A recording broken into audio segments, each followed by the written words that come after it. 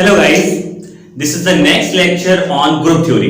ये group theory में हम अपना फोर्थ सिमेट्री एलिमेंट पढ़ने जा रहे हैं। अभी तक हमने तीन सिमेट्री एलिमेंट्स कवर कर लिए हैं। सबसे पहले हमने पढ़ा था proper axis of symmetry, then हमने उसमें आगे पढ़ा plane of symmetry, then the next symmetry operation is improper axis of symmetry, और हम नेक्स्ट पढ़ने जा रहे हैं that was centre of symmetry. Next हमारा सिमेट्री एलिमेंट है centre of symmetry. Centre of symmetry जिसको हम बेसिकली इन्वर्जन सेंटर भी कहते हैं, सेंटर ऑफ सिमेट्री और inversion centre, centre of symmetry और इन्वर्जन सेंटर जिसको हम डिनोट करते हैं। इसका जो सिंबल है डिनोट करने का कि इसको किस सिंबल से डिनोट किया जाए, दैट वाज आई। इसको आई सिंबल से डिनोट किया जाता है। सो बेसिकली जो इन्वर्जन सेंटर है वो एक इस टाइप का सिमेट्री एलिमेंट होता है कि इसमें किसी एक मॉलिक्यूल में एक पर्टिकुलर पॉइंट होता है, जिस पर्टिकुलर पॉइंट से हम मॉलिक्यूल्स में डिफरेंट पोजीशन पे, यानी कि अगर अपोजिट पोजीशन पे दो सेम ग्रुप लगे तो हम उस पर्टिकुलर पॉइंट से अगर रिफ्लेक्शन देख सकते हैं उन पॉइंट्स का, तो उस पर्टिकुलर पॉइंट को इन्वर्जन सेंटर कहा जाता है। सो बेसिकली जैसे कि इम्प्रॉपर एक्सिस में हमने पढ़ा था, प्रॉपर एक्सिस में हमने पढ़ा था कि इमेजिनरी एक्सिस होती है, वो इमेजिनरी एक्सिस मॉलिक्यूल को रोटेट करती है। यहां पर एक इमेजिनरी पॉइंट हम कंसीडर करते हैं कि उस पर्टिकुलर पॉइंट से उस मॉलिक्यूल्स के जो एटम्स हैं, जो अपोजिट सिमिलर एटम्स हैं, वो एक दूसरे को रिफ्लेक्ट करेंगे। तो फॉर एग्जांपल अगर मैं एक एग्जांपल ले लूं PtCl4 का, PtCl4 हम एक एग्जांपल लें जो कि स्क्वायर प्लेनर कॉम्प्लेक्स होता है PtCl4। अब हम इसमें अगर चेक करना चाहते हैं क्या इसमें कोई इन्वर्जन सेंटर है या नहीं है, तो प्लेटिनम जहां पर है वहां पे हम एक पॉइंट मान लेते हैं, इमेजिनरी पॉइंट कंसीडर कर रहे थे। एक इमेजिनरी पॉइंट हमने कंसीडर किया और अगर इस पॉइंट से हम देखें तो ये वाला Cl इस Cl से रिफ्लेक्ट हो सकता है क्योंकि दोनों सिमिलर एटम है। ये वाला Cl इस Cl को रिफ्लेक्ट करेगा इस पर्टिकुलर पॉइंट से, अपोजिट कॉर्नर पर ये एक दूसरे को रिपल यानी कि आइडेंटिकल इमेज शो कर सकते हैं। सेम है अगर इस वाले क्लोरीन और इस वाले क्लोरीन को देखा जाए तो इस पर्टिकुलर पॉइंट से इनकी भी इमेज हम देख सकते हैं। यानी कि ये एक पॉइंट ऐसा है सेंटर में जिस पॉइंट से आप चारों क्लोरीन को एक साथ रिफ्लेक्ट करके देख सकते हो, यानी कि ये क्लोरीन इसको रिफ्लेक्ट कर सकता है और ये क्लोरीन इसको रिफ्लेक्ट कर सकता है। सो बेसिकली PtCl4 मॉलिक्यूल में इन्वर्जन सेंटर प्रेजेंट होता है, यानी कि इसमें I प्रेजेंट है। वो भी एग्जांपल देखेंगे जिनमें इन्वर्जन सेंटर प्रेजेंट नहीं होता है। कैसे नहीं होता है वो भी देखेंगे। बिल्कुल अपोजिट होना चाहिए, बिल्कुल अपोजिट होना चाहिए तब वो इन्वर्जन सेंटर होगा, अदरवाइज नहीं होगा। So in case of water molecule, अगर हम वाटर मॉलिक्यूल ले लें कुछ इस तरह से H2O का एग्जांपल लेते हैं, ये हमने वाटर मॉलिक्यूल। अब इसमें चेक करना है कि इन्वर्जन सेंटर है या नहीं है। सो बेसिकली इसमें सेंटर एटम अगर यहां पर हम पॉइंट कंसीडर करें तो ये हाइड्रोजन है, इसके जस्ट अपोजिट यहां पर हाइड्रोजन होना चाहिए था, बट यहां पर कोई एटम नहीं है, ये इसके इस साइड में है। सो यहां पर इन्वर्जन सेंटर नहीं होगा, बिल्कुल उस एटम के अपोजिट होना चाहिए। अब ऐसा नहीं करोगे कि मॉलिक्यूल्स में यहां पे पॉइंट कंसीडर कर लोगे, हमें उस पर्टिकुलर एटम के सेंटर वगैरह में, मॉलिक्यूल के सेंटर में इस तरह से पॉइंट कंसीडर करना होता है जहां से पर्टिकुलर अपोजिट एटम एक दूसरे को रिफ्लेक्ट कर सके। ये इसके अपोजिट में नहीं लगा हुआ है, ये बैंड शेप होता है, यू नो दैट। तो यहां पर कोई एटम नहीं है तो इसमें भी इन्वर्जन सेंटर नहीं होगा। Next example, if we are taking an example of ammonia molecule, अगर NH3 का एग्जांपल ले तो क्या उसमें इन्वर्जन सेंटर होगा? तो for example if we are taking an example of ammonia which is in NH3, तो यहां पर भी इन्वर्जन सेंटर प्रेजेंट नहीं होगा, यहां भी I प्रेजेंट नहीं है। क्यों? क्योंकि अगर आप यहां पर एक सेंटर ऑफ सिमेट्री एक पॉइंट कंसीडर करते हो तो इसको रिफ्लेक्ट करने वाला कोई दूसरा एटम यहां पर नहीं है, अगर इसको रिफ्लेक्ट करने वाला दूसरा एटम यहां पे नहीं है तो इसमें भी सेंटर ऑफ सिमेट्री प्रेजेंट नहीं होगी। Now the next example is hydrogen peroxide. If we are taking an example of H2O2, hydrogen peroxide का एग्जांपल ले लें। सो हाइड्रोजन पेरोक्साइड बेसिकली दो फॉर्म में एग्जिस्ट कर सकता है, सिस फॉर्म और ट्रांस फॉर्म। तो अगर पहले मैं इसकी सिस फॉर्म कंसीडर करता हूं, हाइड्रोजन पेरोक्साइड की सिस फॉर्म कंसीडर करते हैं। सो बेसिकली सिस फॉर्म किस तरह से होगी, कुछ इस तरह से इसकी सिस फॉर्म होगी। सो अगर हम इसमें चेक करेंगे इन्वर्जन सेंटर है, या फिर दूसरा वाला अगर इसका ज्योमेट्री कंसीडर करें ट्रांसफॉर्म, तो ट्रांसफॉर्म कुछ इस तरह से होती है, this is the trans form. ये दो फॉर्म होती है हाइड्रोजन पेरोक्साइड की। एक फॉर्म और होती है ओपन बुक फॉर्म, हम पॉइंट ग्रुप जब निकालेंगे तब देखेंगे। तो बेसिकली जब आप सिस फॉर्म में चेक करोगे तो यहां पर अगर मैं कहीं पर पॉइंट कंसीडर करूं सेंटर में मॉलिक्यूल्स के, सो इन दो एटम्स को, इन दो हाइड्रोजन एटम को रिफ्लेक्ट करने वाली इमेज नहीं बन पाएगी, क्योंकि इसके जस्ट अपोजिट में हाइड्रोजन नहीं है। तो अगर अपोजिट में वो ग्रुप नहीं है तो इसकी रिफ्लेक्शन इमेज तो यहां कुछ बनेगा ही नहीं, क्योंकि बेसिकली सेंटर ऑफ सिमेट्री ये बोलता है कि सेंटर से आप उस मॉलिक्यूल का रिफ्लेक्ट इमेज बना सकते हो क्या? यहां पर तो कुछ है ही नहीं ना, और इसके लिए यहां पर कुछ नहीं है तो यहां पर आई प्रेजेंट नहीं होगा। तो हाइड्रोजन पेरोक्साइड के सिस फॉर्म में इन्वर्जन सेंटर नहीं होता है। But if you are on trans form, अगर आप ट्रांसफॉर्म को देखते हो तो इस पर्टिकुलर पॉइंट पे ये हाइड्रोजन इस हाइड्रोजन को रिफ्लेक्ट कर सकता है, ये हाइड्रोजन इस हाइड्रोजन को रिफ्लेक्ट कर पाएगा, जस्ट इसके अपोजिट में लगा हुआ है। सो हाइड्रोजन पेरोक्साइड की ट्रांस फॉर्म में इन्वर्जन सेंटर प्रेजेंट होता है, जबकि सिस फॉर्म में प्रेजेंट नहीं होता। Same as if we are taking an example of carbon dioxide, अगर हम कार्बन डाइऑक्साइड का एग्जांपल लेंगे, कार्बन डाइऑक्साइड मॉलिक्यूल में होगा, तो बेसिकली कार्बन डाइऑक्साइड कुछ इस तरह से होता है, CO2 एक लीनियर मॉलिक्यूल होता है, लीनियर फॉर्म है। सो यहां पर अगर आप चेक करोगे तो सेंटर में कार्बन, यहां ऑक्सीजन बन रहा है, सो दैट ये इसको और ये यहां पर अपोजिट इसको रिफ्लेक्ट कर सकता है, यानी कि इस पर्टिकुलर पॉइंट से, जो सेंटर में पॉइंट है, इस पर्टिकुलर पॉइंट से मैं इस ऑक्सीजन और इस ऑक्सीजन की रिफ्लेक्ट इमेज देख सकता हूं। So here an inversion centre is also present, यहां पर भी इन्वर्जन सेंटर प्रेजेंट है।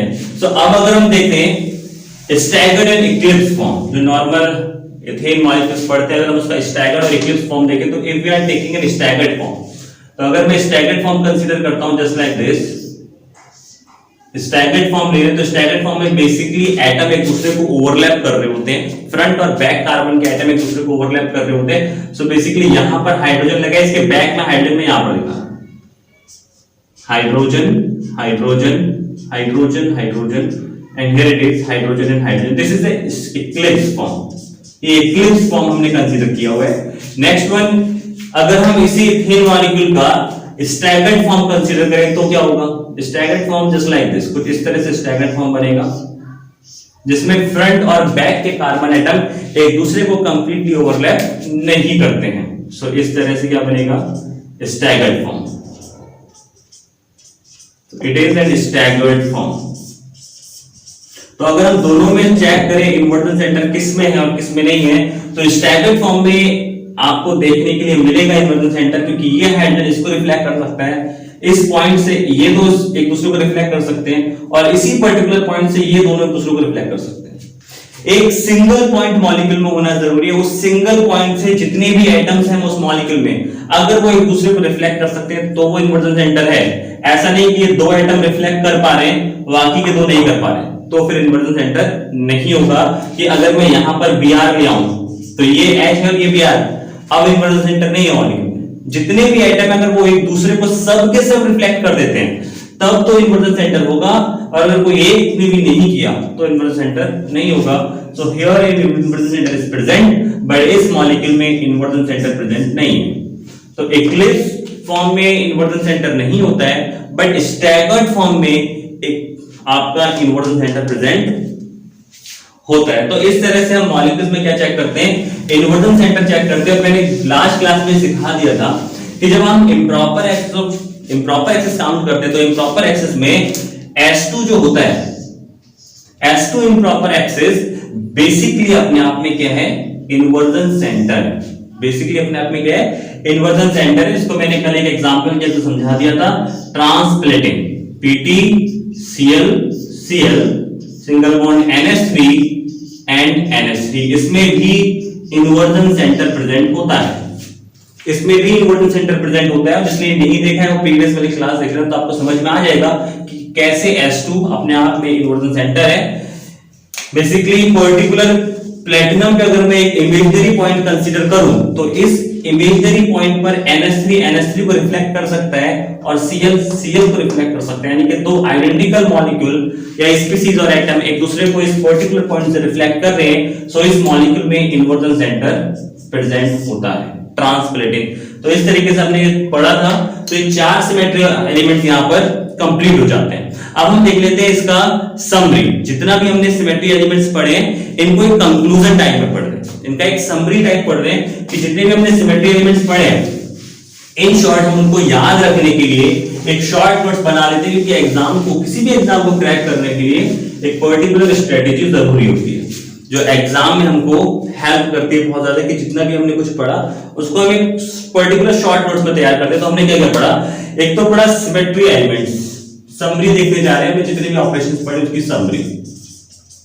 Summary of symmetry elements. ये जो हमने सिमेट्री एलिमेंट्स पढ़े हैं इनकी समरी। तो सबसे पहले हम देखते हैं कि सिमेट्री एलिमेंट्स जो हमने पढ़े दैट मींस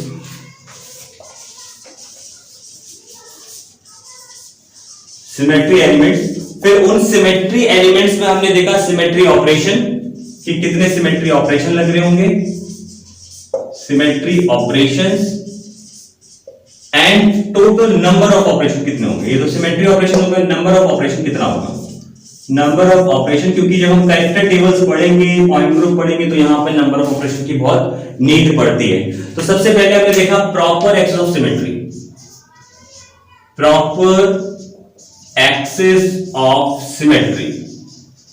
तो प्रॉपर एक्सेस ऑफ सिमेट्री जिसका सिंबल हमने क्या देखा था, Cn, इसको Cn से डिनोट करते हैं। प्रॉपर एक्सेस ऑफ सिमेट्री का सिंबल क्या था, Cn था। सिमेट्री ऑपरेशन, इसका सिमेट्री ऑपरेशन क्या था, इसमें मतलब सिमेट्री ऑपरेशन का मतलब है मॉलिक्यूल में किस तरीके का सिमेट्री लगा रहे हैं। क्या मॉलिक्यूल में, जैसे कि वाटर मॉलिक्यूल हमने लिया था, तो वाटर मॉलिक्यूल में जब मैंने सिमेट्री ऑपरेशन लगाया था प्रॉपर एक्सिस का, तो हमने कहा था एक इमेजिनरी एक्सिस कंसीडर करते हैं, और इस इमेजिनरी एक्सिस के अराउंड जब हम मॉलिक्यूल को रोटेट करेंगे तो ये 1 और 2 अगर मैं इसको कंसीडर करता हूं तो यहां से ये ऑक्सीजन तो अपनी जगह पे रहेगा बट हाइड्रोजन अपनी पोजीशन को रिप्लेस करेगा। मतलब 2 वाला हाइड्रोजन यहां जाएगा और 1 वाला यहां चला जाएगा। और अगर अगेन हम यहां पे सिमेट्री ऑपरेशन रोटेशन लगाते हैं, मतलब प्रॉपर एक्सिस जब हम लगाते हैं तो बेसिकली क्या करते हैं, मॉलिक्यूल को रोटेट करते हैं। तो इसका जो सिमेट्री ऑपरेशन हो गया वो क्या हो गया, रोटेशन, कि हमको इसमें क्या करना पड़ेगा, रोटेशन लगाना पड़ेगा। नंबर ऑफ ऑपरेशन कैसे निकलेगा, नंबर ऑफ ऑपरेशन निकालने के लिए जितना भी आपने रोटेशन किया, यानी कि अगर इसमें किसी मॉलिक्यूल में C2 रोटेशन था, C2 अगर प्रॉपर एक्सिस था तो नंबर ऑफ ऑपरेशन कितना आएगा बताया था मैंने, n-1, दैट मींस 2 - 1 कितना आएगा, 1, क्योंकि जो लास्ट वाला लगाओगे आप C22 ये आइडेंटिटी होती है, ये कभी भी आपका ऑपरेशन में काउंट नहीं होता है, क्योंकि जब ऑर्डर रोटेशन के बराबर हो जाए तो आइडेंटिकल मॉलिक्यूल आता है जिसको हम आइडेंटिटी कहते हैं, इसलिए ये सिमेट्री ऑपरेशन में काउंट नहीं होता है। तो अगर हमको इसका नंबर ऑफ ऑपरेशन निकालना था तो वो कितना था, n-1, नंबर ऑफ ऑपरेशन कितना होता है इसका, n-1 होता है। Now the next one is proper axis के बाद हमने इसमें देखा plane of symmetry, plane of symmetry जिसको हम इन शॉर्ट कहते हैं POS, which is represented by sigma, which is represented by sigma। तो प्लेन बेसिकली क्या करता है, जब किसी मॉलिक्यूल में कोई प्लेन डाला जाता है, जैसे कि वाटर मॉलिक्यूल में अगर प्लेन डाला जाए तो बेसिकली रोटेट तो नहीं करेगा ना मॉलिक्यूल को, ये क्या करेगा, रिफ्लेक्ट करेगा, रिफ्लेक्शन इमेज बनाता है। तो प्लेन का जो सिमेट्री ऑपरेशन होता है वो बेसिकली रिफ्लेक्शन होता है, ये क्या करता है, रिफ्लेक्शन करता है। ऑपरेशन कितना होगा, एक प्लेन है तो एक बार रिफ्लेक्शन करेगा तो ऑपरेशन इसका सिर्फ 1 होता है, 1 ऑपरेशन होगा only. Now the next one is centre of symmetry. अगर हम सेंटर ऑफ सिमेट्री की बात करें COS, that means we are talking about inversion centre. तो इन्वर्जन सेंटर क्या करता है, ये इन्वर्जन ही करता है, क्योंकि नाम ही इसका इन्वर्जन है। इन्वर्जन मतलब मॉलिक्यूल्स को इन्वर्ट कर देना, उसकी अपोजिट इमेज, अपोजिट मॉलिक्यूल्स को रिफ्लेक्ट करके दिखाना। तो इन्वर्जन सेंटर भी एक ही होता है मॉलिक्यूल में, so that one। now the next one is proper axis of improper axis of symmetry।